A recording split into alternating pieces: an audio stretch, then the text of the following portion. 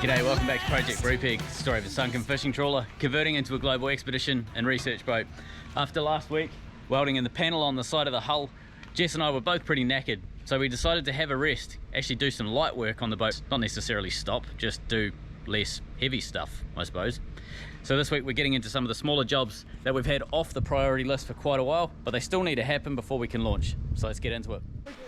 We're aiming to get all three gates at the back sorted out. Dame's taking this one off.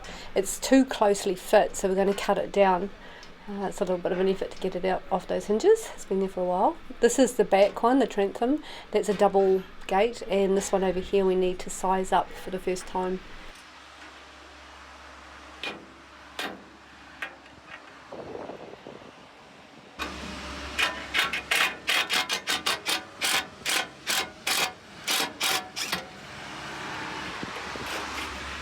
And this is where the other gate goes. It's going to be pretty much identical to the one Dame's taking off. We need to build the hinges, we need to put a lock in, and we need to cut it to fit. I've just seen Beware of the Dog and he's a great little one.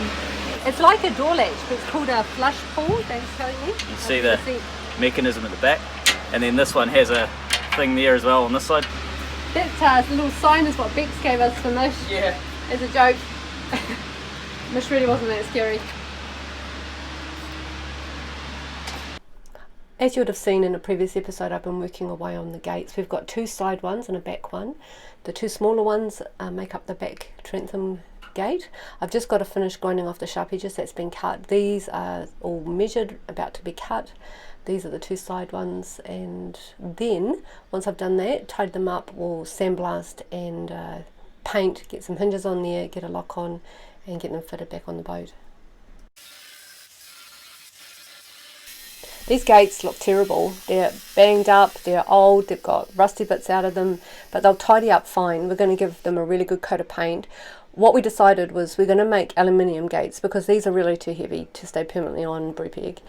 But right now, dump and run. Got to get in the water, got to get moving, and we can build new gates on a leisurely weekend while we're floating around somewhere gorgeous.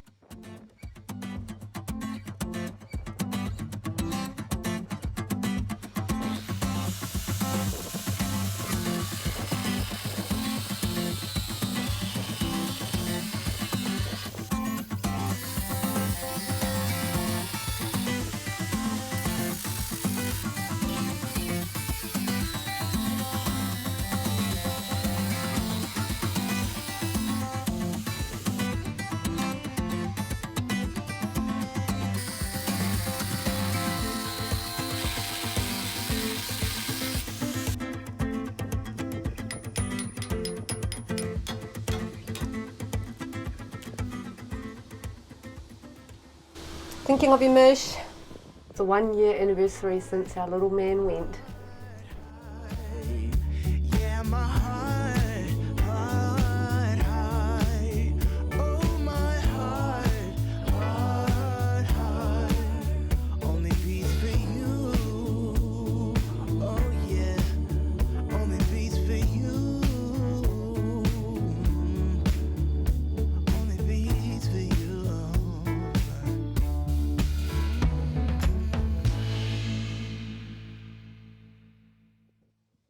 This is the hardest gate. The latch is right on the line I've got to cut. I don't want to damage the latch.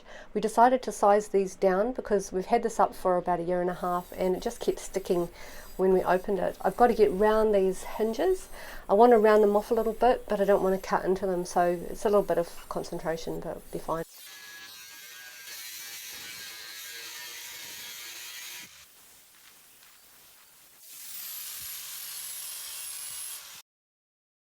I've been trying to get this man to get rid of that bar on the truck. We're driving around everywhere with it on. Just wanted to show everybody we've got something. We've got nothing, they'll be too lazy to untie it. This is a very rare occurrence of the species. They don't often get found resting like this.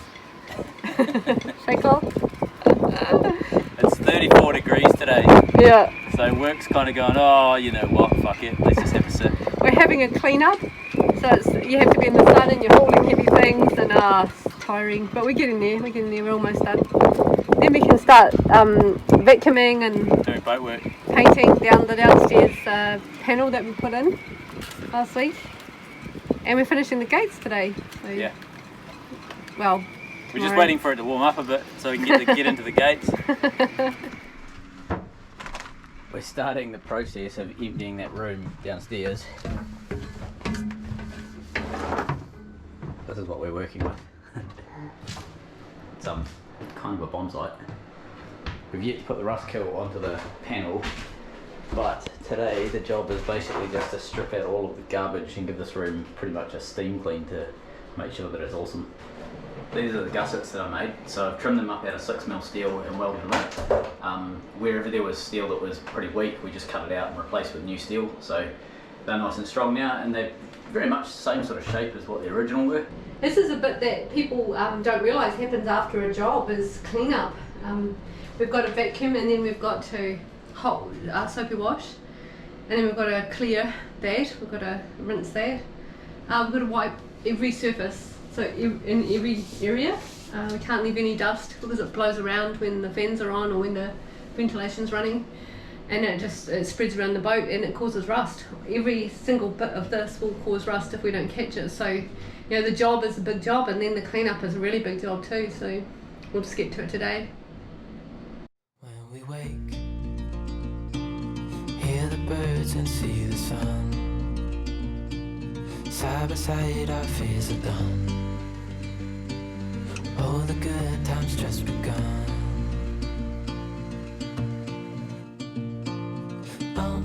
We know what we have, let's hold on tight. Found what we're looking for in life. Call us crazy, but things are finally right. With you and I, the future is bright.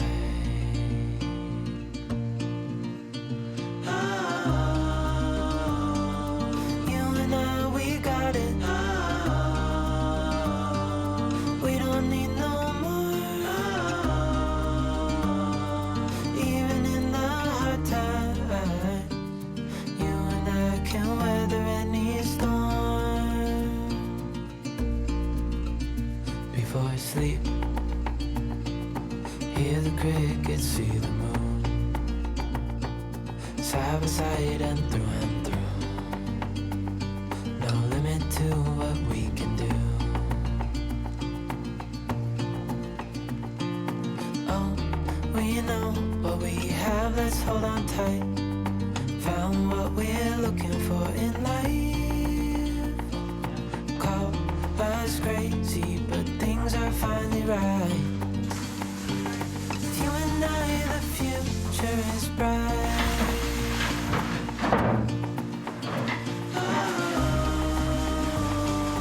You and I, we got it. I wanted to give you a feel of what this cleanup really feels like. We're in Queensland, Australia. It's 34 degrees today. It's really, really humid.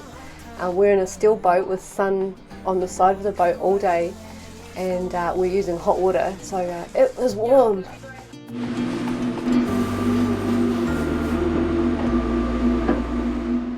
Surprise! We're on a road trip. Surprise road trip for us. We did this later in the day. We're going south to pick up some IBCs. The IBCs are the containers that we had the diesel in, and we treated the bug in there and everything. And we had 4 of them. We've cleaned 2 of them. Dom helped me do 2 of them, and the other 2, now that they're empty, we need to give them back to the marina, but we don't want to because they're just in a terrible state. So we're going to recycle those, and we're going to buy a couple of new ones and give them back to the marina who lent us them. So it was a lovely trip. We got back a wee bit late that night.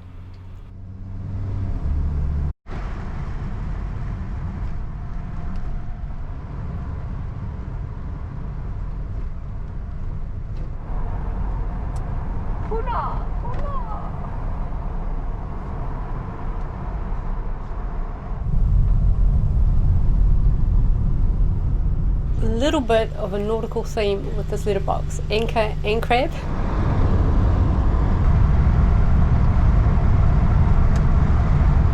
The new look for the other models. Pretty strange actually. It's been sitting around the boat for about 2 years. Give it a clean up. Yeah, we'll just stainless, it'll be fine. And the new plasma cutter. Yeah. It's currently buried under tools. Yes, we cleaned out But everything yesterday. We're going to excavate all of our tools and parts and stuff off the rear deck on the boat. Yeah. Take that down because we've got to plasma out the hole that It's gonna go in that there. lock fits into. Yeah, so Dame will have the pleasure of doing the first plasma cut. Yeah. Yeah, it's cool. We'll try that today. Great, let's go down. But first Dame has to hammer drill off the original chlorinated rubber paint. It's rubbery paint. You can't blast it off. Everything just bounces off it. So you actually have to hammer drill it off. It's not a pleasant job, and it's loud.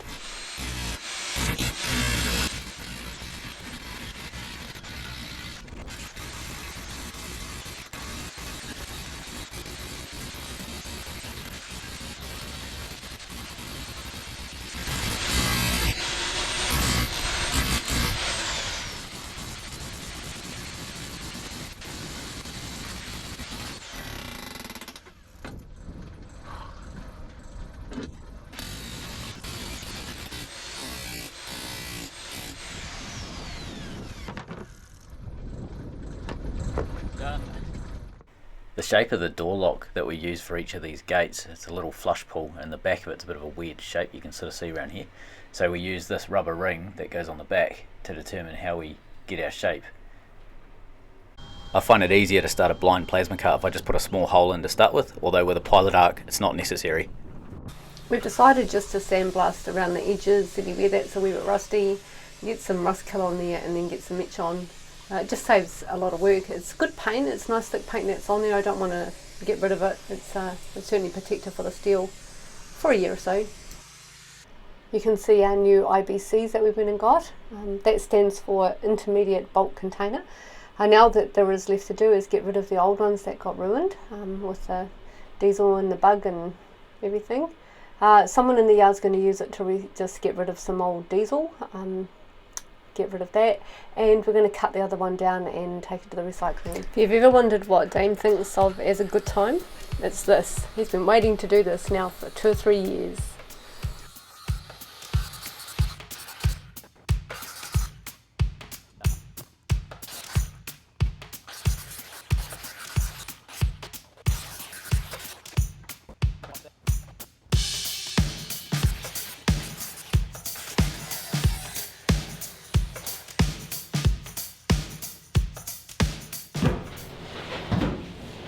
Right, last job of the day, phosphoric acid going onto our panel and our welds. We use phosphoric acid. Some people don't like this method, so we wet sandblast, then use rust kill. We allow it to go surface rusty like this, then put phosphoric acid on, and then we do our epoxy primers and so on. The reason we do it this way, the best possible way of doing it is not this way. The best possible way is dry blasting and getting an absolute mirror, brilliant, the best possible way of doing this is dry blasting. You get a really good coarse finish, clean it all down, and then you put your epoxy finishes in there. We can't dry blast in this room just because there's just too much stuff that would get covered in sand and dust and whatever, and also cost. We don't have the ability to dry blast at a decent cost. We can wet blast at a really good cost with our machine. So our compromise is that we wet blast, we use a rust converter, but the surface is prepped, so it's not like we're putting rust converter on just manky old steel hoping it's going to work. We've prepped it so that the rust converter does have something to bite into, and then we put our epoxies on top, and that's a system that we've used for a while, and we've found that it's held really, really well in some pretty crappy conditions as well. So we're really happy with that method. A lot of people don't like wet blasting because of the rust. If you don't deal with the rust, it doesn't work, but if you do deal with the rust, we've found that it does work.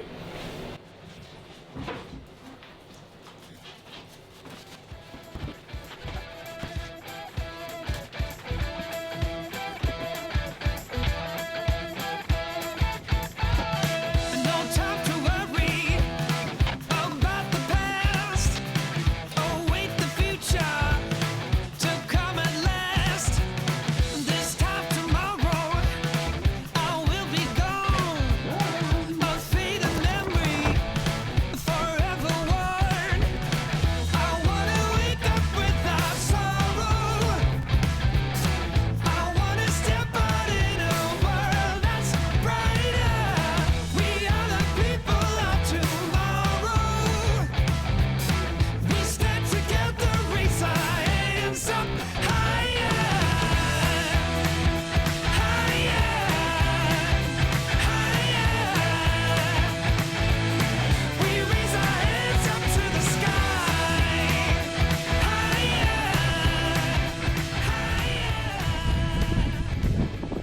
So that's a really fast walk around our world. That's, I normally go for a bit of a walk every morning, and yeah, it's kind of just nice to get off the boat, get out and about.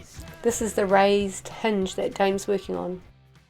So when the gate, which is normally attached to this, swings round, if it was just flat against here, it would hit that. So this is our lump of steel that we were working on. Now these holes are drilled metric and they're slightly too small, and what that meant is when we started to tap them out, the tap kind of just butchered the hole. I thought it was going to be close enough to get away, but it wasn't at all.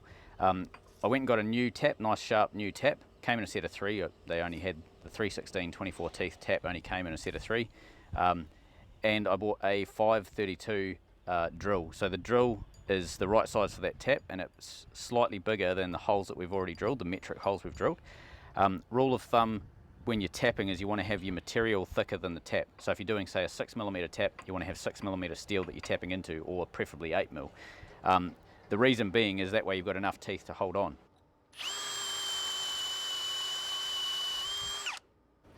In case you're wondering, there's a hole on the underside of the bench,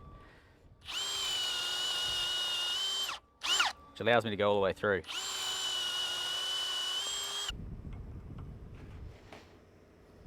Straight in. Around this side, Jess is getting into the gates that we have been working on. So she sandblasted them the other day. I've put some rust kill on them, that's why they've kind of gone grey. And yeah, now we're just putting our primer on. So this is a single pack primer that we use. It's a metal etch, so it's a high nickel, I think it is. But it's basically a single pack metal etch primer that we use, which is low cost and has pretty good performance. We've been pretty impressed with how well it holds on.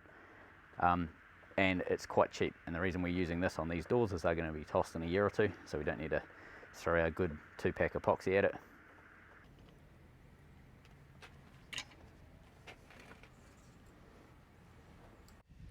Okay, now that I've broken the tap off on that one and realised that the holes on that one don't quite line up perfect, I'm going to cut these two out like an angry grown-up.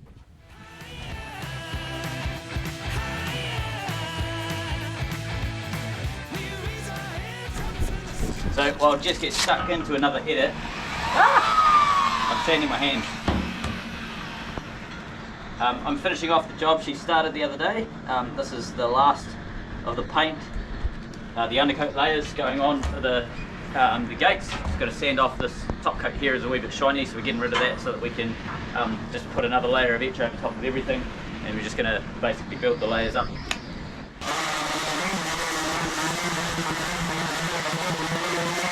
So we got a new Sony camera. It's an absolute beast of a thing. However, we had a bit of a problem. It lost a stack of footage, corrupted a whole bunch of files. So I'm currently filming on a GoPro, hence the wind noise, but I want to show you the plasma. So one of the files that it lost was the first cut of the new plasma. This thing is a beast. I want to show you this thing cutting. I've got to make some new hinges, so you guys get to see that.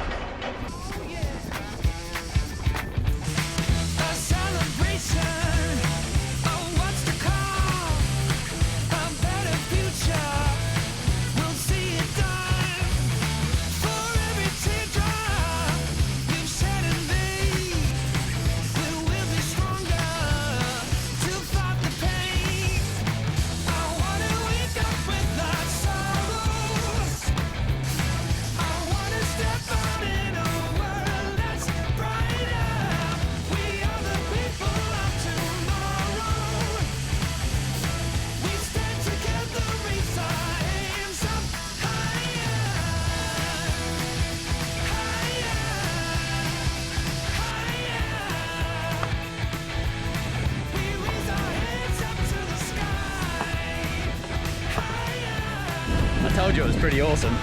It's like, I don't know, probably 5, maybe 6 times faster than the old plasma that I had, and it just starts every time. It's just like, it's kick-ass. So that's a donation from one of our Patreons, Roderick Day, that we're incredibly grateful for. Right, this is a really good time to tell you what we're doing and finish the episode, because I've just realised there's a bucket load more work to do. I'll show you what we're doing. The original hinge mounts on a block like that, threaded into it, nice flush, beautiful, lovely, strong, and it's an elegant solution, and that block's just welded to the gate. That works fine. The hinges themselves aren't super strong, and we didn't realise that when we bought them 5 years ago. However, looking at them now, I'm getting less and less optimistic about those hinges. Drilling and tapping this piece of steel, or the other piece of steel, didn't work, so we ended up going with a compromise where we were going to tack in some captive nuts. Thinking about it now while I was tacking them in, I just thought this is an absolute stupid solution, because I'm relying on a small nut with an even smaller tack to hold the full weight of a gate, and that's a solid slab of 6mm steel, so that, I don't know what that weighs, probably 25 kg, so add a bit of momentum in there and it's pretty easy to get 60 kg of thrust on that. What I'm going to do is do what I did on the rear gates. So we built these little stainless hinges here. These are 6mm plate stainless. We just plasmed them out. Richard and I plasmed them out a while ago, drilled them, mounted them, and welded them onto the gate. These are bulletproof. They're super simple. You just put a bolt with some washers through. Real easy, simple solution to do. So I'm going to make some of those. I'll cut these old ones off this gate, and I'll weld that new design onto this gate, and then also onto that gate down there. One of the reasons why I want to change it like this now is because we're going to be upgrading these gates to aluminium so that they're much lighter in the future. I'm not going to do it until after we launch. These will do for now. But by doing this now, it means that I can just make some aluminium equivalents of these when we get the time, and just put them straight on. I don't have to muck around, you know, drilling and tapping. Admittedly, aluminium's easy to drill and tap, but I don't have to bother with any of that. I can just go straight to that design there.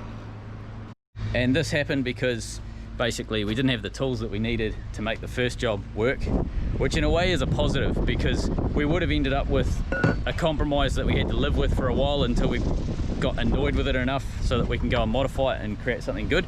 But because it didn't work, because we didn't have the tools to resolve that, we're now going to be building something that's 10 times better and will last for the lifetime of the boat. So yeah, signing off.